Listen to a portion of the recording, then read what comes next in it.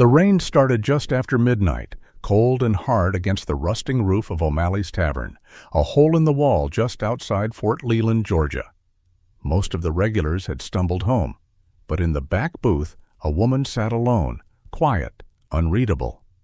Her name tag read Lieutenant Commander Erin Walsh, black fleece, standard issue. Hair pulled back, not for style, but for function.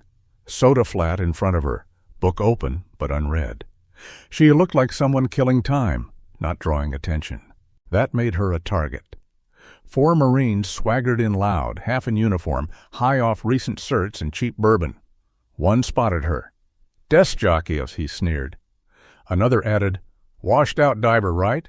Ear damage? Can't hack pressure?" Walsh didn't look up, then one stepped closer.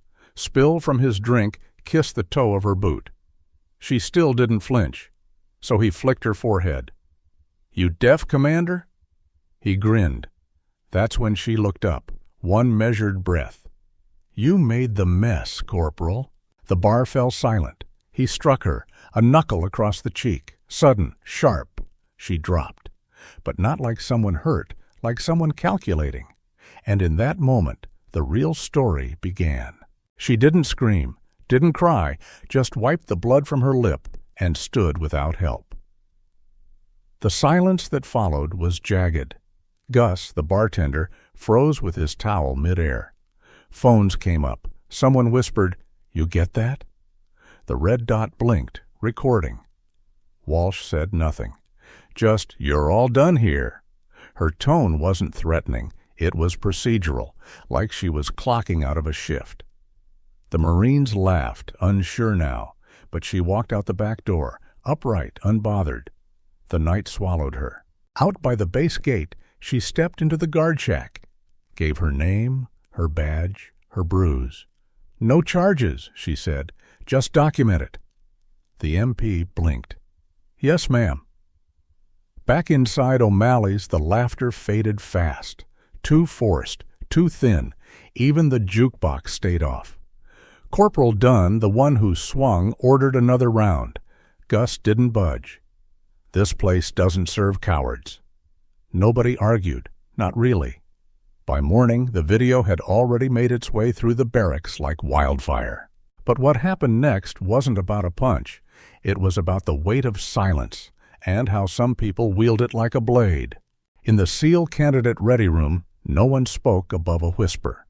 3 trainees clustered near the lockers. Petty Officer Mendez leaned back against a caged gear rack, arms crossed. "You think she let him do it?" one asked. Mendez didn't blink. "I know she did.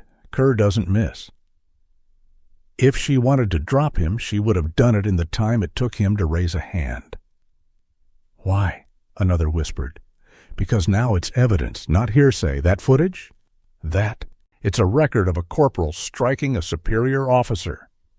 Across base, in the Marines' quarters, Corporal Vance sat watching the clip on repeat. "She didn't even flinch," he said. His bunkmate shrugged. "Guess she froze." Vance shook his head. "No, she chose." At 0700 sharp, the daily schedule posted with a new line, Joint Endurance Circuit, mandatory, led Lieutenant Commander Erin Walsh. Corporal Dunn saw it and stopped walking. "No way she's running this," he muttered. Admin officer passed by. "She passed force recon quals last year. 2 commendations. If she says run, you run." The air shifted. No one said it, but everyone knew. She wasn't done. She was just getting started. The circuit yard buzzed with early morning tension. Marine fog still clung to the gravel, thick and wet. 30 men and women lined up under gray skies. SEALs, Marines, medics, all waiting. Then she appeared, Lieutenant Commander Walsh, in full gear, dive patch on her shoulder, bruise still faint on her cheek. No whistle, no clipboard. Just presence. Her voice was calm. "Today's circuit is rescue simulation. 1 Marine, 1 SEAL. Partner up. 3 minutes. Full extraction. Miss the clock. Do it again." Corporal Dunn got paired with Petty Officer Darien, sharp, lean, and already in his vest. The horn sounded. 50 seconds in, they were flailing. Dunn missed the anchor. Darien pulled too early. Dummy sank. Time passed. They failed. Walsh said only, "Redo, 1 minute recovery." Dunn snapped, "His fault." She didn't respond. Second attempt. Worse. Darien surfaced alone. Dunn cursed, then she moved. Into the water. Fully clothed, boots, pants, sleeves. Submerged. 20 seconds passed. Then 40. She emerged, dummy in tow, 1 breath, 1 lift. The dummy landed clean on the deck. She stepped out, drenched, unshaken. "No," she said, "not showing off, just accurate." And the room, it shrank, because now they knew what accuracy really looked like. Walsh peeled off her vest, methodical, unfazed. Around her, recruits stood still, like kids caught misbehaving. The training bay buzzed with tension, and not the kind that goes away by lunch. Master Chief Torres, 23 years in, combat diver, watched from the edge. He didn't speak until the last recruit had cleared out. "Clean execution," he said. She didn't turn. They needed the standard. They saw more than that. He paused.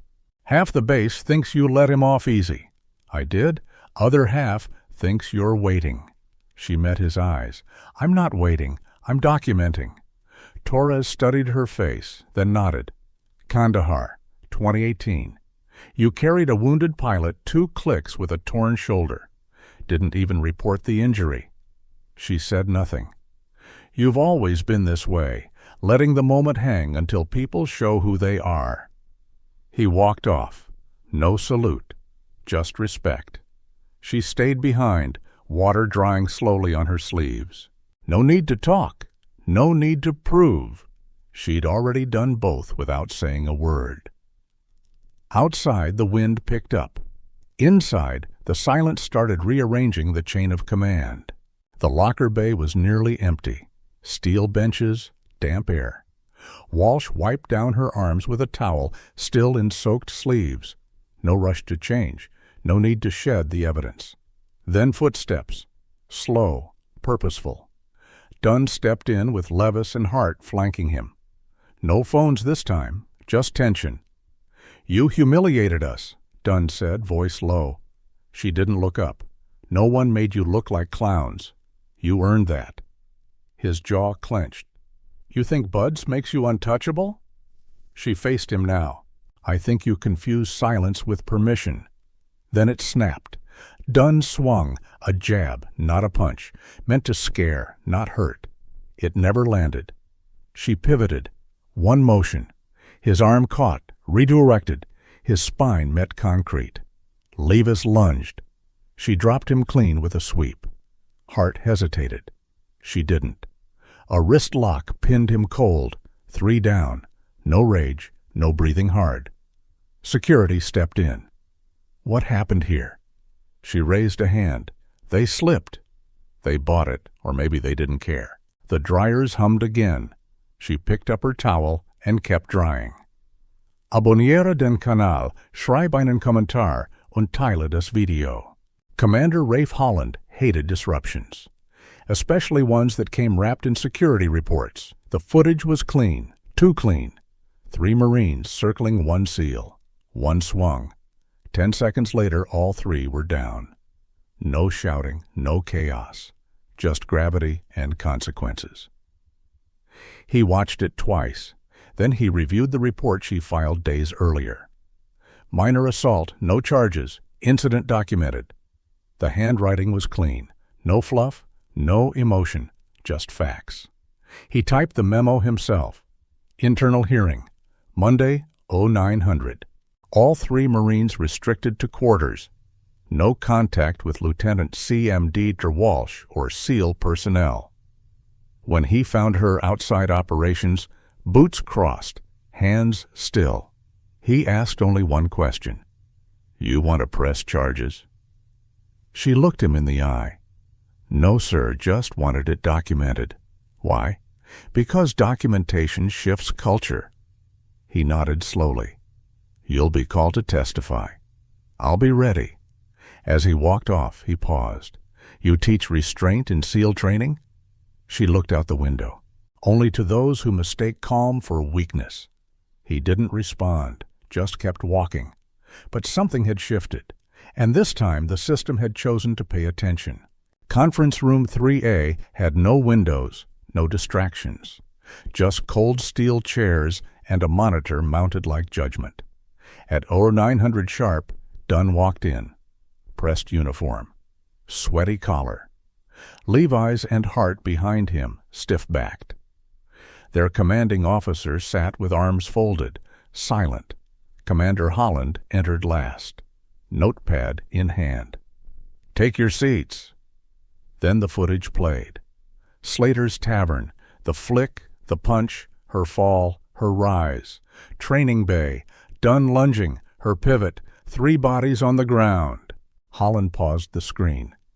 Still calling this a misunderstanding, Corporal? Dunn swallowed. Emotions were high. Authority was unclear. No, she was your instructor. You failed the standard, twice. He turned to Hart. You filmed it, called her SEAL Barbie in your messages. No response. He looked to Walsh. You're not requesting disciplinary action. She stood calm. Correction was achieved. The words hit harder than the footage. Holland closed his notepad. Effective immediately. Article 15. Rank reduction for Dunn. Conduct review for all 3. Digital records archived. Command oversight engaged. Dunn's jaw tightened. No one spoke as Walsh exited. Not victorious. Not smug. Just Dunn.